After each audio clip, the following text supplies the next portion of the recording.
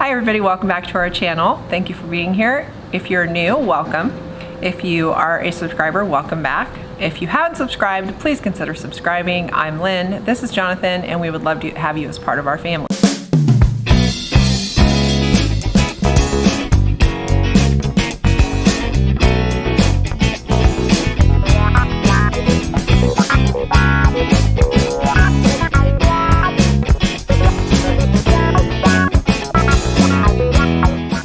Talk about Harvest Host and our first Harvest Host experience with our RV. So if you don't know, Harvest Host is a membership that you can join, and I'm looking at my notes because I want to make sure to give them due diligence. It's a year-long membership, and you can take your RV, and right now they have over 1,875 wineries, breweries, farms, and attractions that invite RVers to stay overnight with no camping fee. And that includes golf courses. For a small additional fee, you can stay at golf courses too. So the current price right now, and we're gonna have a link below. If you're interested in joining Harvest Host, you can use our link below, and it'll also give you a discount, and I'll put the discount code down below for February.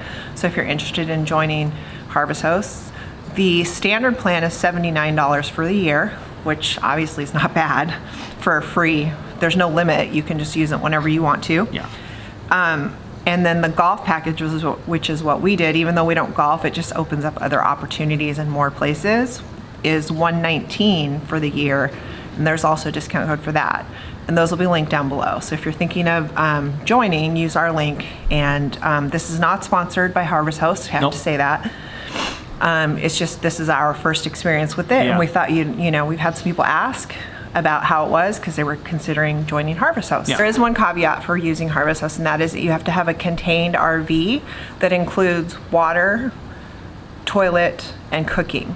Yeah. So you cannot use their bathrooms, you can't cook outside, and you have to have your own water inside. So, and some do have hookups.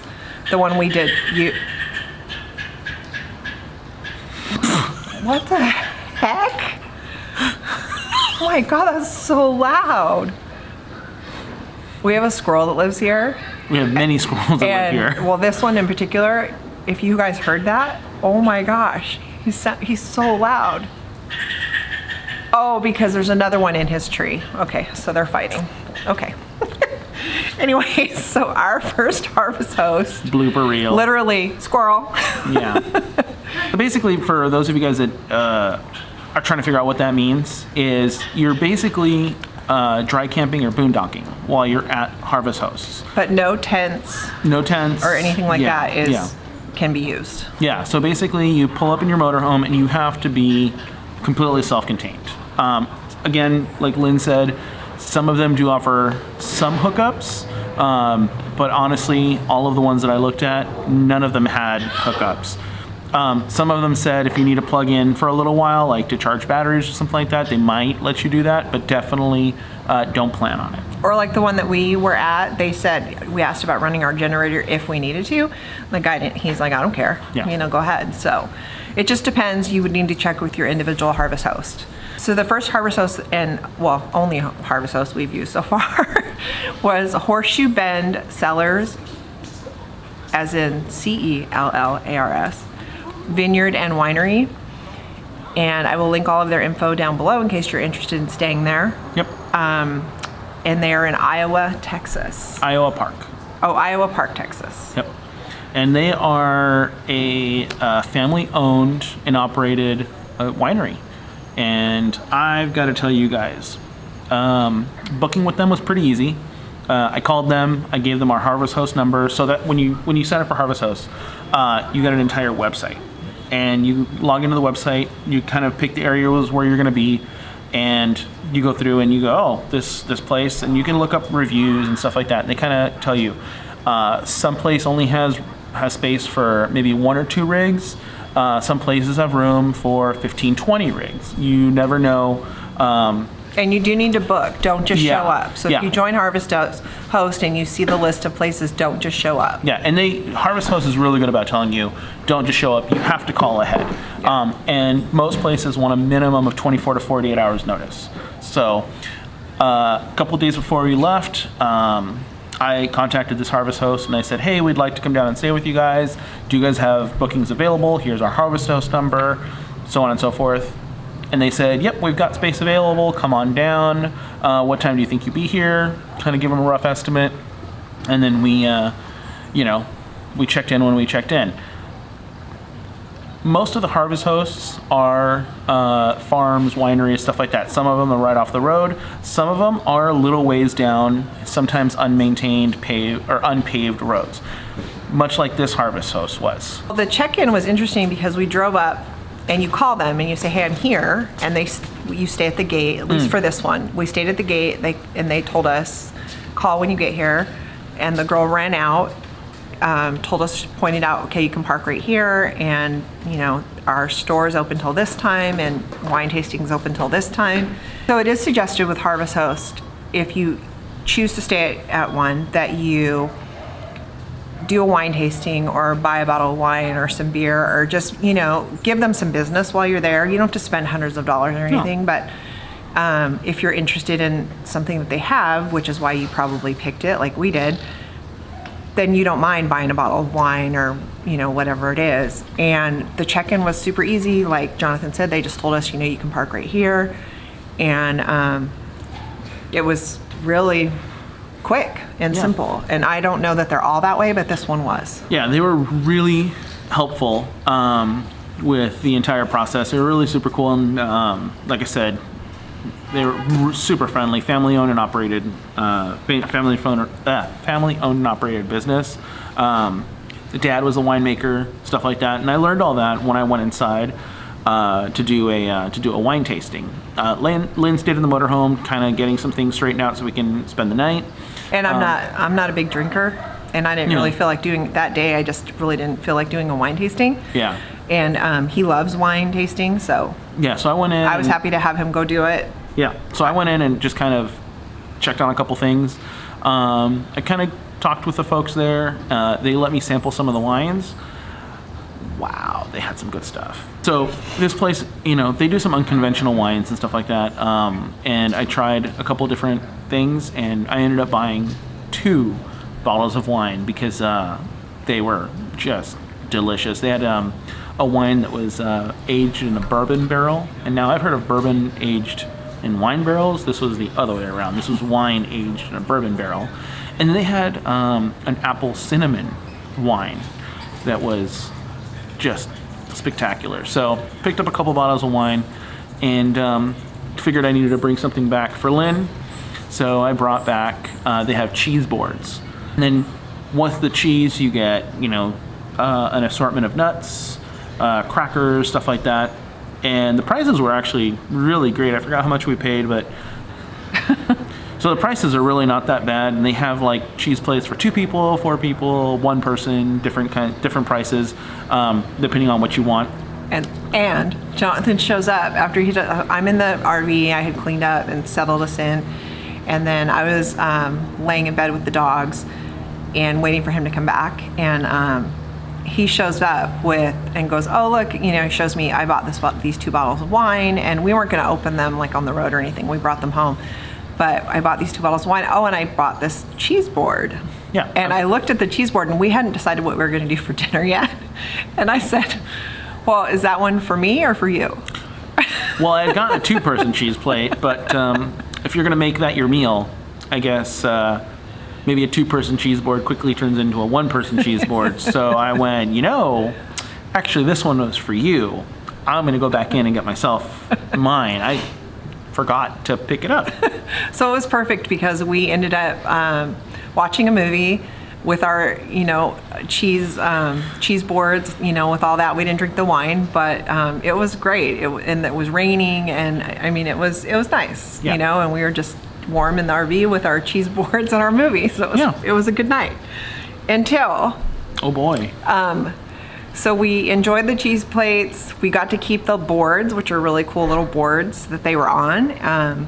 So we got to keep those, and we went to sleep, and it was raining. And no big deal. It was raining, pretty hard, but it wasn't any big deal. And then in the middle of the night, all of a sudden, we're sound asleep, the dogs are asleep, and it felt like someone tried to tip the RV over. I mean, literally not just shook the RV, it literally felt like someone picked it up from one side and tried to tip it over. Jonathan jumps out of bed, and the dogs and I are just staring at Jonathan, and he's like, that was the wind, that was a wind gust. Come to find out, we were having 70 mile per hour wind gusts that night. It was a thunderstorm, which quickly turned into a hailstorm. So it was hailing on the RV, it was lightning, thunder, the whole gamut. And so Jonathan jumps out of bed and he's standing on the side of the bed. Now you have to understand, in our RV, our heads are at the back of the RV and our feet face the front of the RV. So basically we're in the center of the RV, where, if you're in bed. And he's just standing there. And the dogs and I are looking at him like, what are you doing? And so finally I said to him, what are you doing? And he's like, well, I don't know if I should move the RV or, you know, and then another gust of wind hit the RV while he's standing there. And I said, what are you talking about? First of all, between the two of us, we weigh a lot. So just get back in bed, because then we're in the middle of the RV and all the weight's in the center. So we have a better chance of it not tipping over if we're both in the center of the RV. My thought was basically like, I could move the RV up to the basically the doors of the winery, so that I was parked up against the building, so that either the building would act as a wind break, or if for whatever reason the wind did try to tip us over, I mean, it probably sounds bad, but it would push us into the building. So typical of the two of us, I'm laying in bed laughing. And I told him, look, if the RV tips over, first of all, it tips over, what are you gonna do? Like, and I said, and once I know everyone's fine, I'm literally just gonna sit here and laugh, because that's hilarious. So get back in bed and we'll ride out the storm. And so he's like, okay. So he gets back in bed, and there were a couple more times where, you know, the RV was basically being picked up from my side, actually. And it was really, and I just kept laughing, because what are you gonna do? What are you gonna do? So we didn't get any damage from the hail, luckily. We didn't get any damage from the wind, luckily. We didn't have anything open or anything, so. And we don't have an awning or any of that kind of stuff, so it was fine. But it was an interesting night, because the dogs just kept looking at him like, what are you doing? Yeah. Well, and our friends, Dan and Jen, were asking us when we told them about this. They said, well, didn't you guys have your leveling jacks down? And we don't have leveling jacks on our coach. So we are literally riding on the Tires. 6 wheels and the suspension. So that's why I was rocking so much. So it was funny. I don't know. Maybe it's because I've lived through a bunch of earthquakes in California. There's always that when it's weather, and then growing up in the Midwest with snowstorms and blizzards and all those things, you just kind of wait it out, and same as an earthquake here in California. If you're in bed in the middle of the night and you live in California, you're used to that. So you feel the earthquake, it wakes you up, you lay in bed until the earthquake lets you know whether you need to get out of bed or not. Yeah. And 90% of the time, you don't need to get out of bed. It's just going to shake for a few minutes or seconds or whatever, and then it's over. Yeah. And that's what ended up happening at this winery. Yeah, and I think the only reason I freaked out was mostly because I had no idea. I had no idea on how bad the wind was going to be. And 70 miles per hour is pretty bad. Yeah. And but we know now that we know. in 70 mile per hour winds on an open field, we didn't tip over. Yeah.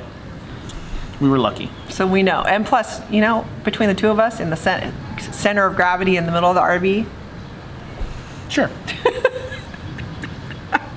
So, engineers out there are going to argue with you that distributed weight on two sides versus distributed weight in the center is going to be, anyways.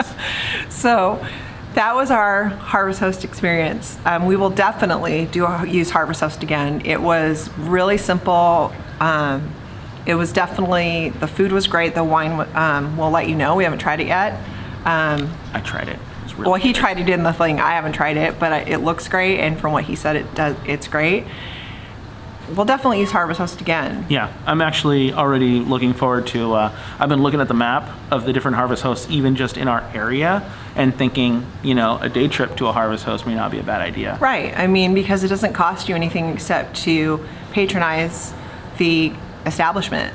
And if it's something you're interested in, I'm probably going to do it anyway. yeah, and if it's something you're interested in, like wine or beer or fresh, you know, farm fresh vegetables or whatever it is, why not, you know? If any of you guys have Harvest House out there and you've found a good distillery, I'm looking for a good rum distillery. So leave the comments down below. I'd love to find some good rum. You know, the Cuban in me needs a good rum every now and then. So let me know. So that is our first Harvest Host experience. Like we said earlier, if you're interested in joining Harvest Host, you can use our link down below. You'll get a discount. I think we get $10. I'm not really sure. $10 or $15, This is not, yeah. again, it's not sponsored by Harvest Host whatsoever. And I will also link all the info from the one that we used in Iowa Park, Texas. They don't ship their wines, unfortunately. Jonathan liked them so much that he was asking if they would ship them, and they don't yet. Yeah, so, unless you're living in Texas, they don't ship outside of Texas. So we'll have to go back to get more of their wine. Oh boy. I know. So I guess that's it. Thank you guys again for being here. If you are not subscribed, please consider subscribing, especially for our Free for All Fridays, because you never know what we're going to talk about. So be sure to subscribe, hit that bell notification if you're interested in knowing every time we upload a video. Thanks for being here. We appreciate each and every one of you. Stay safe, stay healthy. Stay positive and test negative. Bye.